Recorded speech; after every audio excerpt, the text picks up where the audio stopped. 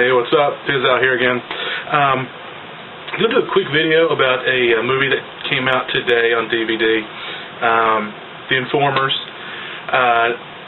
based on the novel of short stories by Bret Easton Ellis. Kind of want to big up the movie. It got a very limited release, I think, theatrically, and didn't fare very well, I think, at the box office or critically.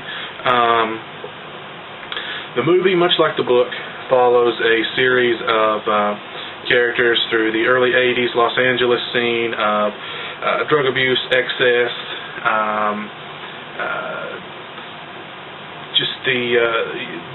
if you're familiar with Bret Easton Ellis' novels, Less Than Zero, you'll kind of understand where this one's coming from. Everyone's very much obsessed with the surface of things, and people are basically beautiful, empty, soulless shells of human beings with absolutely no feeling. And for some reason, I just find those characters infinitely fascinating. I've been a big fan of Bret Easton Ellis' work since I first saw American Psycho. Read that book, loved it. I've read everything that he's done. All of his adaptations have been really good. American Psycho, of course, is a classic. Less Than Zero, I think, is great. The Rules of Attraction, I thought, was really good. This is the least of that list. It's still pretty good, though. It's an interesting film to watch. A great cast: Billy Bob Thornton, Kim Basinger, Mickey Rourke, Brad Renfo, who, of course, sadly passed away shortly after the film was finished.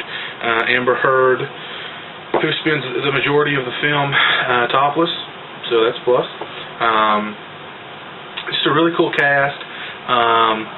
All the character arcs, I guess, though that's not really the right term, because it's sort of it's a kind of story that picks up in the middle and ends in the middle. Really, there's no closure. There's no sense of the characters really begin the movie one way and end it pretty much the same. The resolution is blunted, which is something that I think is sort of more true to life, and one thing that makes Ellis's novels quite powerful, I think.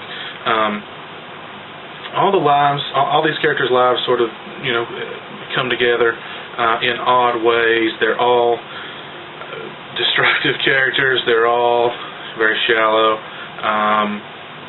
and they don't sort of intersect so much as they crash together and just leave a burning hubble of a life behind. I think the film's really interesting. I liked it quite a bit. The performances in it are great. Billy Bob Thornton, Kim Basinger in particular is very good in it. Mickey Rourke gives a good performance. Brad Renfo gives a very good performance. It's just a really good movie, and I think you should go out and check it out. If you're a fan of Bret Easton Ellis' work and his adaptations like American Psycho, Less Than Zero, Rules of Attraction, then you definitely need to check this out. You might not have even known that The Informers was made into a film. One thing I thought was interesting that either the director or the producer, I can't recall, mentioned in the making of documentary on the disc. This, which is a collection of short stories, as I said, was written by Ellis when he was still in college, and was sort of scrapped. So it was sort of scrapped until after the publication of American Psycho. Then this was released, and it's in the same sort of really stripped down minimalist style that Less Than Zero's in. But this was written by essentially a 20-year-old kid. A lot of it is very personal. It seems like Less Than Zero was. A couple of stories in here are supposedly very much a romantic clef of his life and of relationship with his father. What the producer and the director said was, the book is sort of a portrait of him as a 20-year-old, and the screenplay which Ellis co-wrote, is the same it's the same story, but now it's told through the eyes of a 40-year-old man. So he's going back and revisiting, the turf from his 20s, and seeing it again, and sort of modeling it through the eyes of a 40-year-old now. So there's a lot of interesting differences in from the book to the movie. It's still a very faithful adaptation. It's very well directed. You can tell that there wasn't a whole lot of money in the production of the film. There's a lot of green screen stuff used that's very noticeably green screen. But overall, it's a very good movie. I recommend it. It's not the best Easton Ellis adaptation, but it's definitely worth checking out. Definitely check out, if you're a big fan of American Psycho, definitely check out American Psycho, the novel. And the Informers. If you're going to watch the film, you should definitely check out the book. I think the book and the film should be sold together. It's an interesting sort of arc. The arc is sort of in the stories, I think, not so much in the characters, because the effect is so blunted in them. But to see how Ellis's how he saw the world as a 20-year-old, and then he's revisiting that now as a 40-year-old, and sort of adapting this novel as a 20-year-old into a film as a 40-something-year-old. Very interesting stuff. The stuff in the novel about the guy who thinks he's a vampire is unfortunately not in the film, which I thought would have been very interesting. Jamie, that character, is sort of not in the film at all, which I thought was unfortunate. I thought that would have been very cool, because the character, he thinks he's a vampire, he sleeps in a coffin,